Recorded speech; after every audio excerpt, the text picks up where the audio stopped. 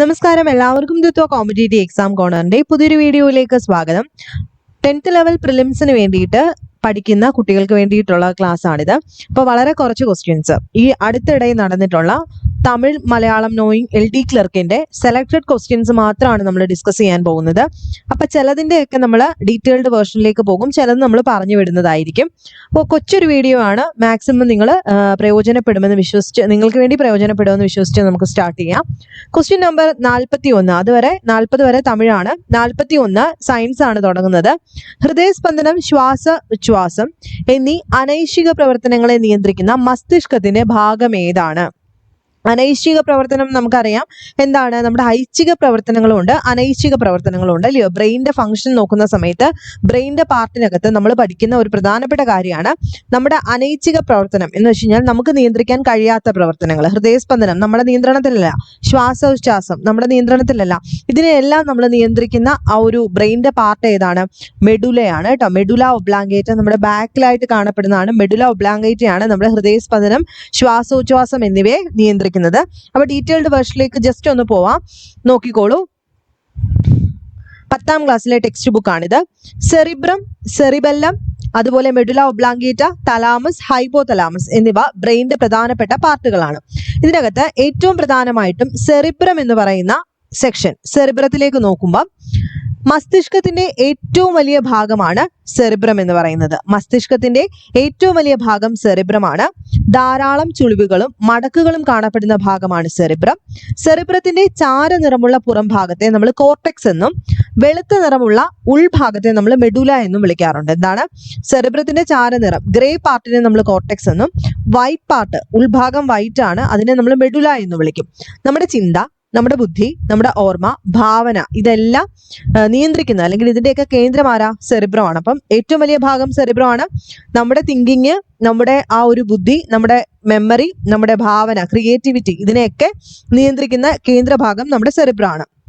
അതുപോലെ നമ്മൾ കണ്ടു, കേട്ടു, തൊട്ടു അങ്ങനെയുള്ള ഇന്ദ്രിയ അനുഭവങ്ങളൊക്കെ ഉളവാക്കുന്നത് സെറിബ്രം കാരണമാണ്.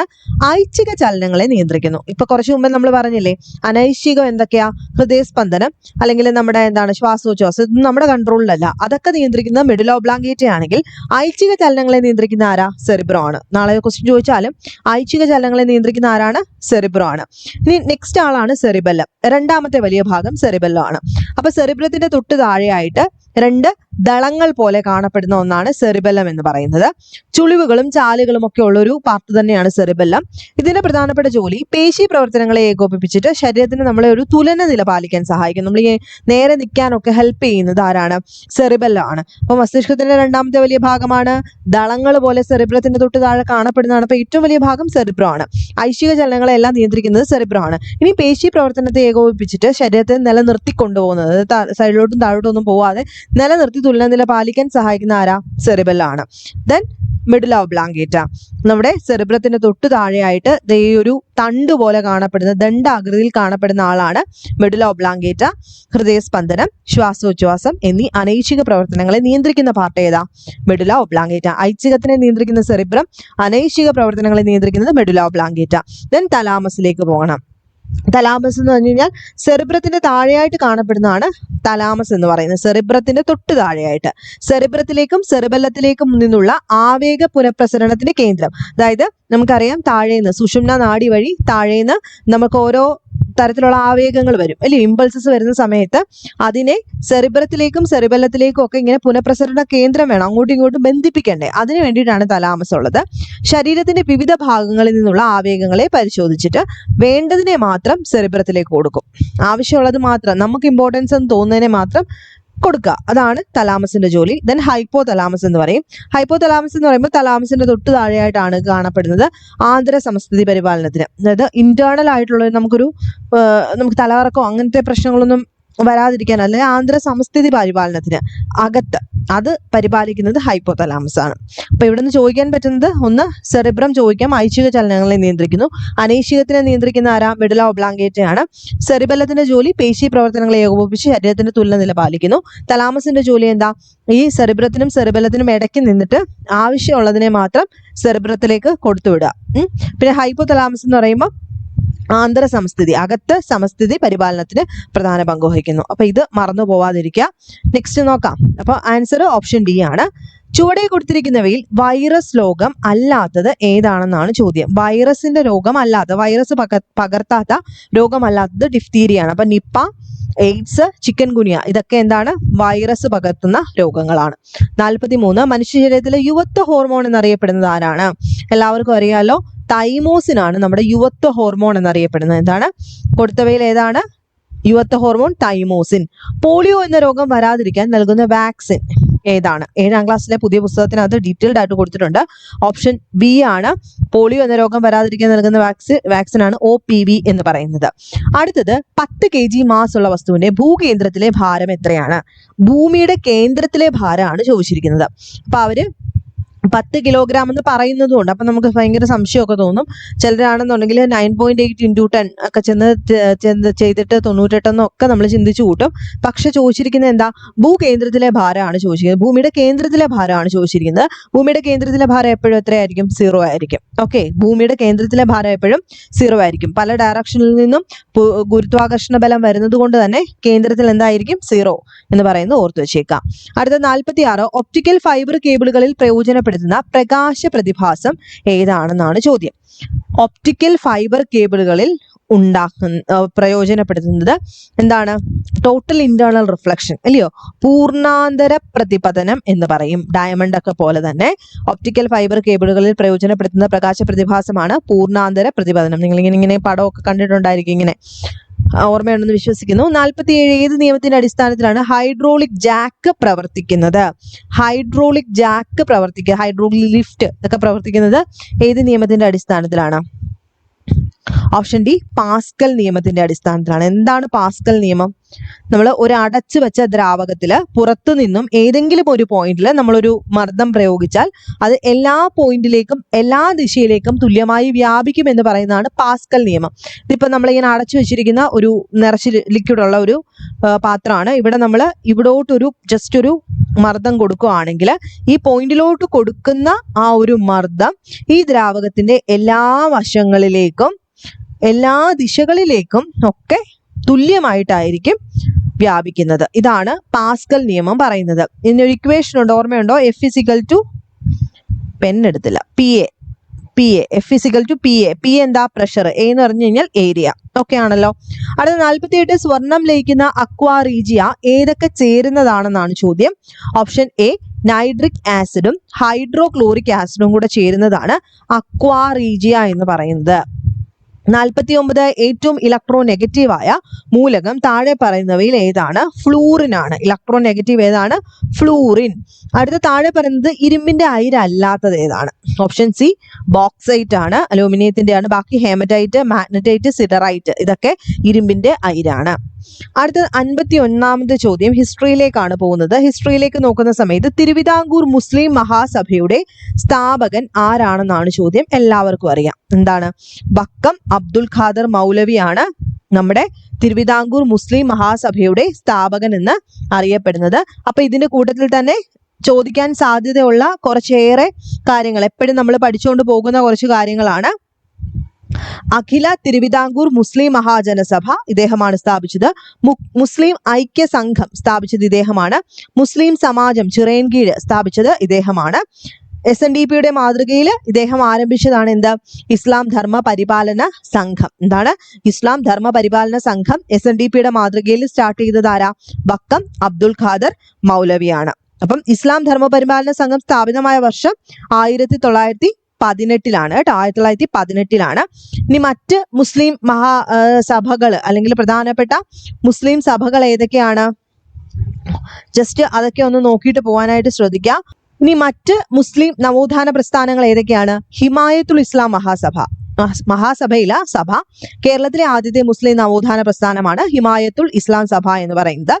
1889 കോഴിക്കോട്ടാണിത് സ്ഥാപിതമായത്.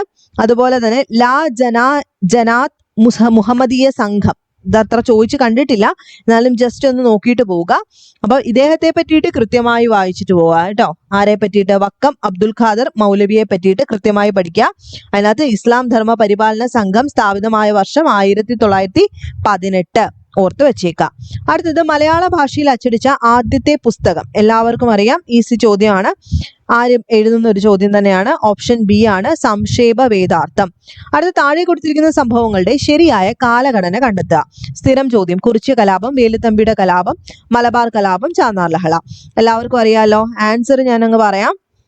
ഓപ്ഷൻ എ ആണ്, വേലുത്തമ്പിയുടെ കലാപം. വർഷം എന്നാ?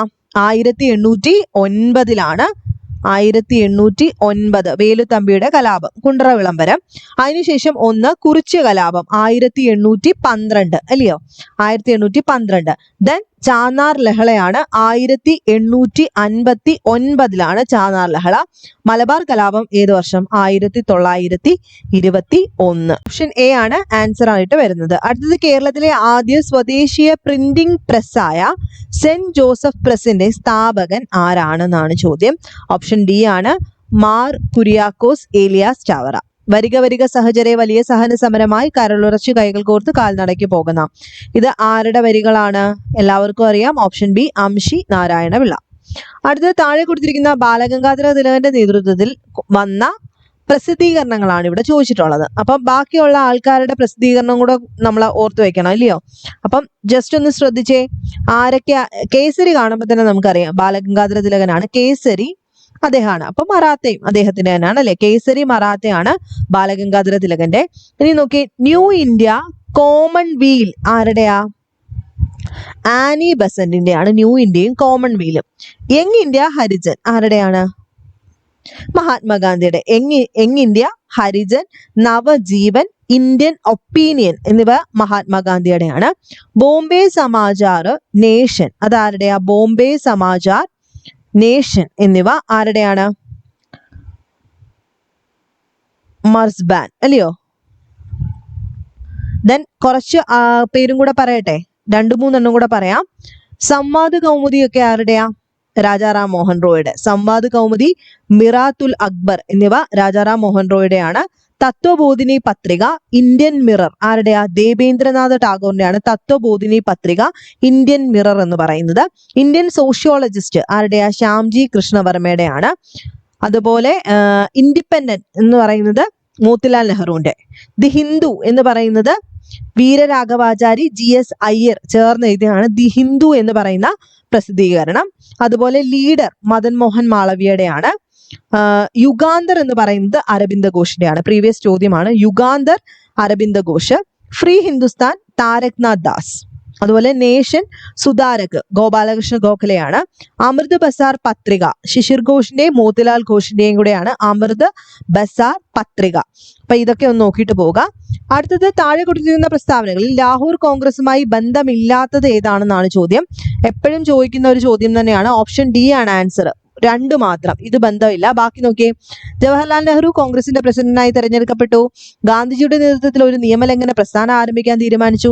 1930 ജനുവരി 26 സ്വാതന്ത്ര്യ ദിനമായി ആഘോഷിക്കാൻ തീരുമാനിച്ചു. ഇതെല്ലാം ലാഹോർ കോൺഗ്രസ് സമ്മേളനവുമായി ബന്ധപ്പെട്ടാണ്.